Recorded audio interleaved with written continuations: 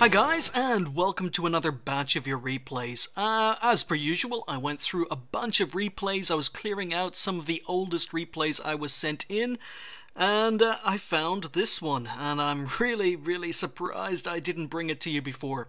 But I've got two replays today, and there's nothing linking the tanks, but both replays are huge medal hauls, lots of medals in both games. But the main reason I like the two replays in today's video is the platoon work. Both replays feature a lot of platoon work. In the first replay, we've got a Hellcat with MisterMalik. We're back with MisterMalik, and he's platooned with CS Abe in a Cromwell. Now, during the countdown to this game, the CS Abe said E1, and MisterMalik said affirmative. So it looks like the Cromwell's going to be doing some scouting at E1, and MisterMalik's going to be shooting everything he spots. Let's go. So it's fiery salient. They're tier 6s in a tier 7 game. Now this is a 9.2 replay. As I said, I was going through some of the oldest replays in my replay folder. So this is prior to the Hellcat getting nerfed. This is the Hellcat at its absolute best. Now I still think it's a pretty good tank, but this was when it wasn't a pretty good tank. This is when it was an excellent tank, an amazing tank. But the Cromwell, I've also said it in past videos, the Cromwell is a tier 6 medium tank that's as close to a light tank as you can get while still being in a medium tank. And the Cromwell is getting the early spots. MisterMalik's moving up in the Hellcat when it was considered OP. And this is a big damage game. So a nice start on the RL-44. And you can see it's a 9.2 replay. The Sturre Immel isn't called the Sturre Immel. But I have no idea how I missed this replay before now. But mainly it's the platoon work. You can see the Cromwell doing all the spots. And MisterMalik is just benefiting with damage. Rushes that shot a little bit. The nice thing about turreted TDs is they maintain their camo rating just by moving their turret. That's their biggest advantage, and there's kill number 1. A nice shot in third person.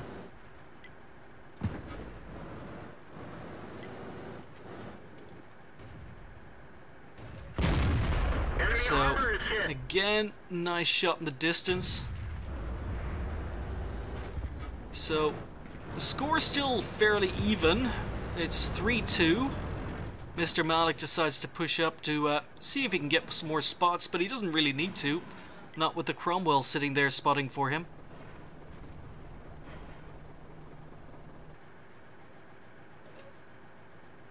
But as I say, very patient. Some nice platoon work.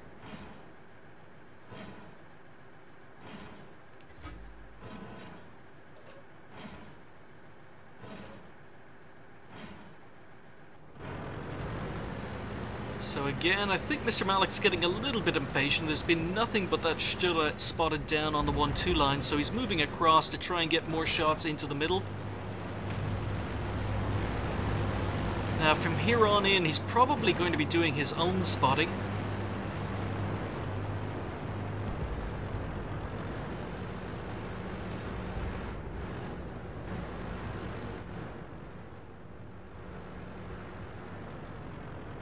He's being quite cautious. Lots and lots of TDs on the enemy team. In fact, the enemy team have a lot of TDs. Didn't notice that at the countdown. Still the score is 4-6. MisterMalik's team are actually losing right now. And he decides to relocate. You can see that the Hellcat doing 60 kilometers an hour along here. MisterMalik is relocating into the middle of the map, giving him a range of fire across the whole map. I usually take my tanks into this position simply because it allows me to cover the 1-2 lines, it allows me to cover the hill, He's just gotten spotted for the first time, but he takes out a Chiri. And he's up to almost 2k damage. But he's only got 18 shots left. He's been firing nothing but AP since the game began. There is Artie in play.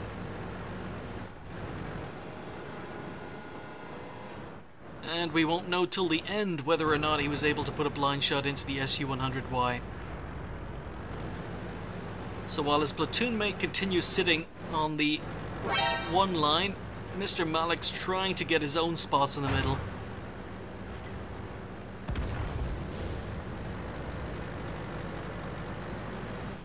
And they're still losing. Score is still 6-8.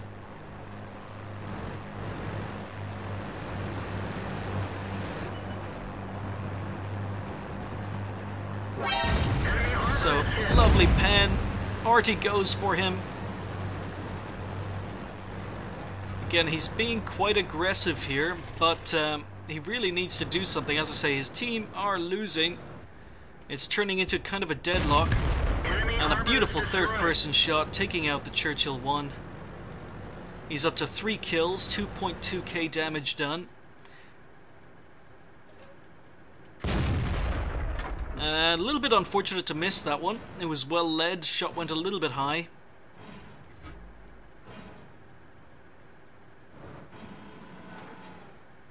Not much to shoot at on the Stug. And really, I was thinking first time I watched this replay, he's being taking a few risky shots considering he doesn't have that much ammunition left. But he's on 3 kills. And he's actually just only getting started.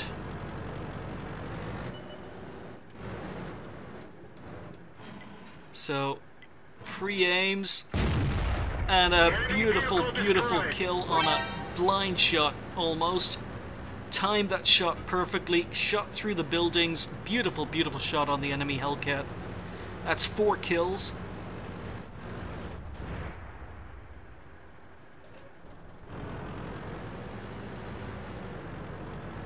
So they pulled it back. The score is 9-10.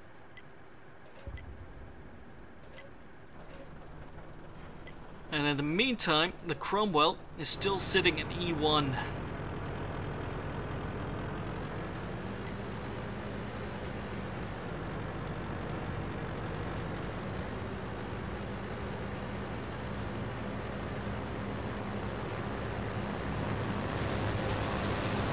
So MisterMalik has decided to relocate.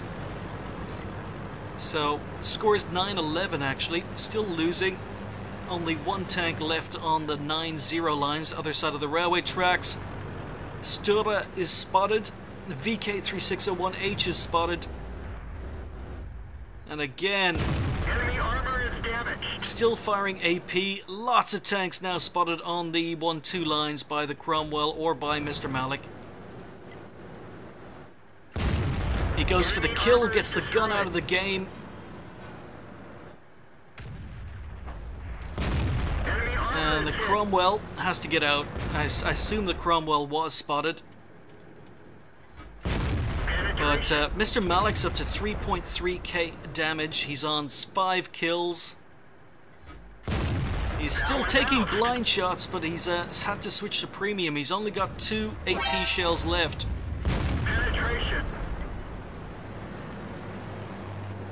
And enemy RT still in play. But there we go, there's Top Gun.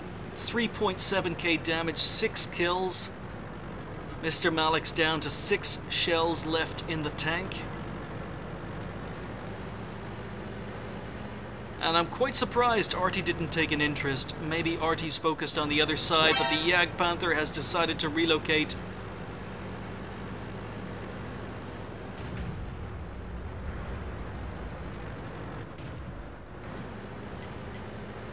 So MisterMalik moving in, he's looking for the kill, he gets spotted, but he risks it, takes the kill, 7 kills. Almost 4k damage. He's on his Radleys now, needs to get 1 more kill for Radleys. 2 enemy tanks left. Oh, he gets set on fire. Stug has advanced. Very quick with the...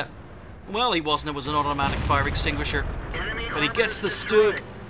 There's kill number 8. There's the Radleys. Just 1 tank left on the enemy team, Artie, and he's just fired. But you can see that MisterMalik's on 4k damage.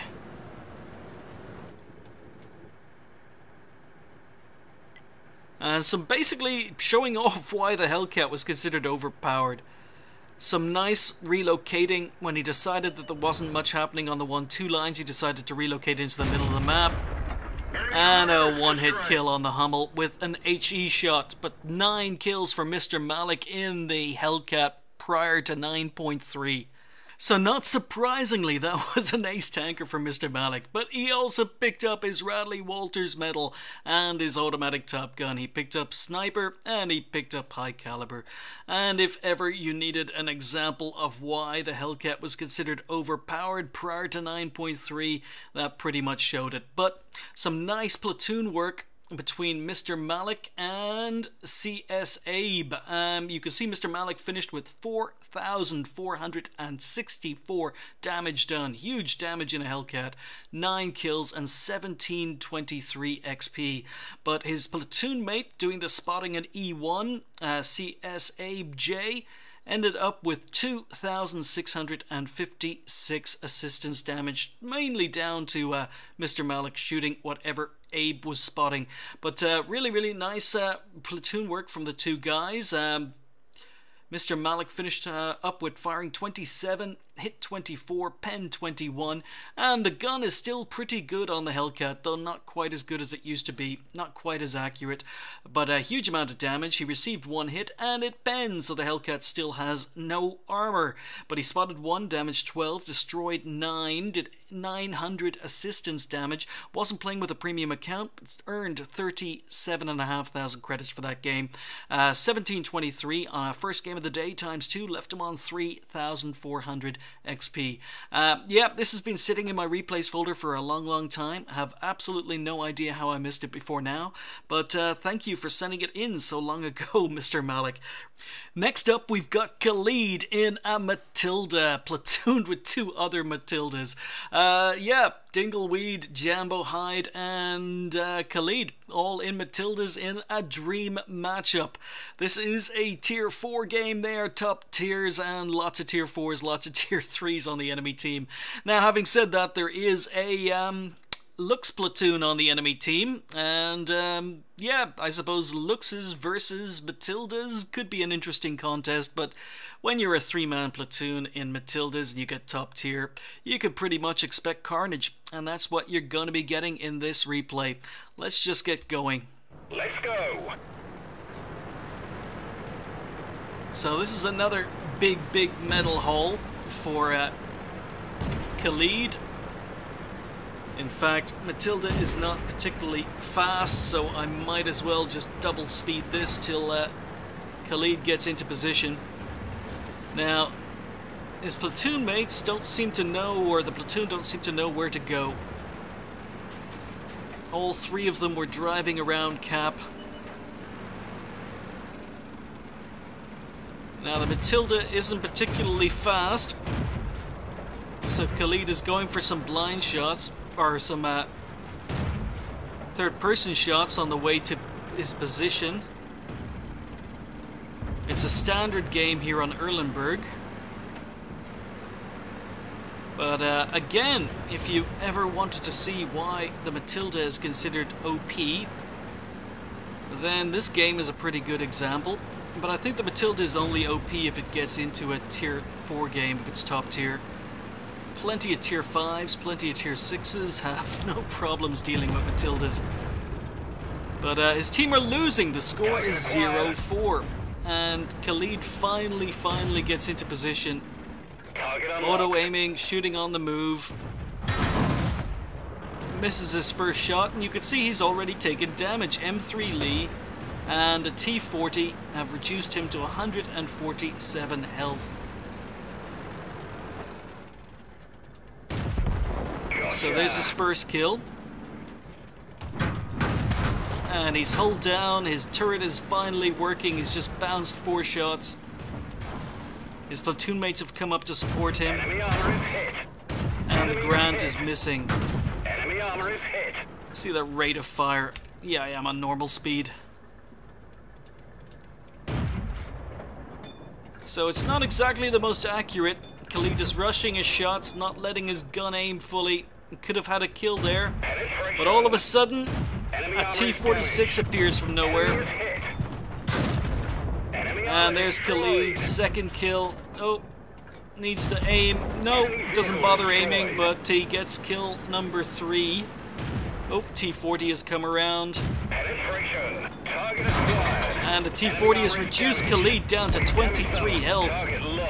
His platoon mate takes out the Matilda, or takes out the T-40. His platoon are now going to work on this M3 Lee. And again, Khalid firing without being fully aimed. But he finally gets some shots in, takes out the M3 Lee for kill number 4. And in the meantime, the other flank has collapsed. His team are losing. It's 7-12. And the only 3 tanks left on his team are the platoon of Matildas. So the Looks have absolutely destroyed the other flank. Khalid is moving up. We've damaged them. And if you guys are keeping an eye on the scoreboard, Khalid's platoon are the only guys on his team who have gotten kills. The platoon have got all 7 kills. Unfortunately, one of the enemy tanks decided to suicide, but Khalid is up to 5 kills. His platoon are up to 8 kills, or 7 kills. 8 kills, I can't count. And the Looks platoon decided to try and cap.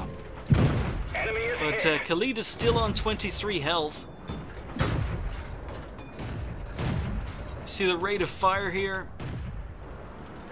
I'm quite surprised Khalid is carrying so much premium ammo in his tank. He hasn't fired any yet, but oh, this could be dangerous. M2 medium with a derp gun. Thankfully the derp gun does 0 damage. Target unlocked. And Khalid is just moving forward, shooting on the move.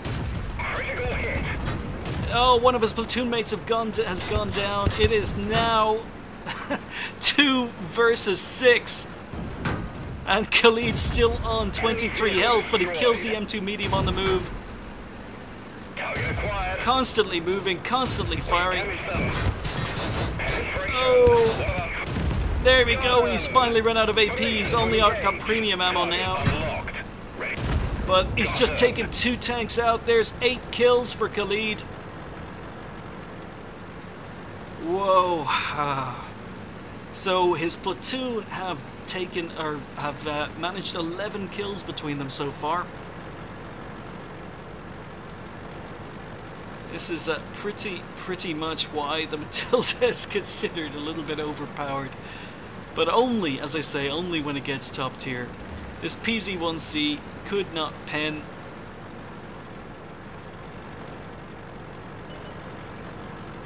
So PC-1C, oh, SU-5 has decided to advance. Khalid is ignoring the PC-1C. He's turning to shoot, and again, he's on such low health, this is quite dangerous. Again, he has a habit of firing as soon as he reloads as opposed to letting his gun aim fully, but you can't disagree with the results. As I say, he's on 8 kills. 2 RT left on the enemy team, along with this PZ-1C who's trying to spot for his RT. And again, Khalid firing on the move. This is going to be an expensive game. He's only on his premium ammo. And the PZ-1C needs to run. Enemy team could still win this as long as the PZ-1C keeps spotting them. And RT keeps raining fire in, but RT needs to hit.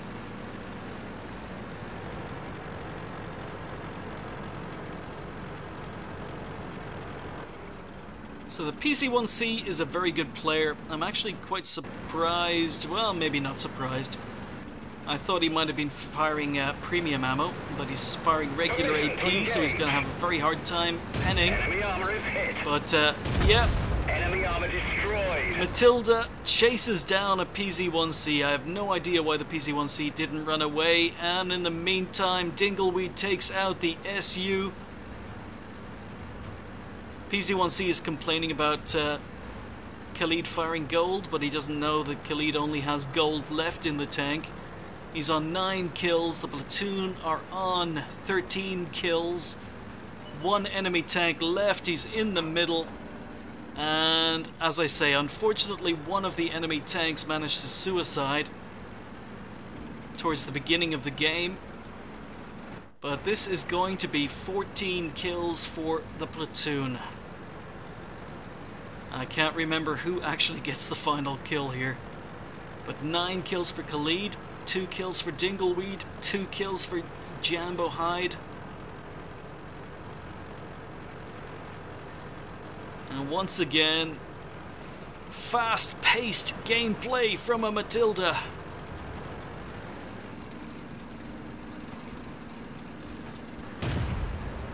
Oh, again. I think Khalid likes shooting on the move in the Matilda. Another blind shot.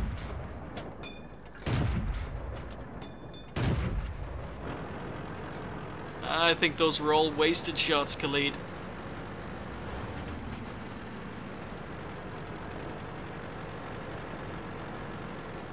Alright, who gets kill number 10? And fair play to the enemy Arty. Enemy Arty is going down, he's gone TD mode, he's not actually trying to suicide. But Khalid moves up, misses again, rushes a shot, takes out the M7 Priest with another shot, and there you go.